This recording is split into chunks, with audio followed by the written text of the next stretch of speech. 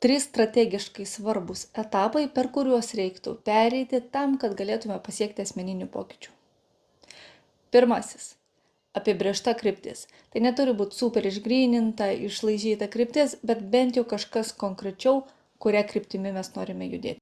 Antra. Sistema. Viename iš video kalbėjau, kad sistema susideda iš įpročių, sąmoningų ir pasąmoninių. Sistema yra apie tai, ko reikia, ne ko labai norisi. Na ir paskutinis etapas tai yra atskaitomybės momentas prieš save arba kažkokį kitą asmenį, gali būti trenerį, mentorių, mokytoją, terapeutą ir taip toliau. Kaip turi veikti? Išsikeliam kryptį, susikuriam sistemą, ką reikia daryti, net gal jeigu ir nelabai noriu, ir kaip atsiskaitau, ką reiškia atskaitomybė. Tai tokia refleksija, atgrįžtinis ryšys. Kas veikia, kas neveikia.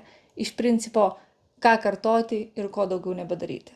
Tokiu būdu mes susikuriam strategiją, kaip siekiame savo tikslo.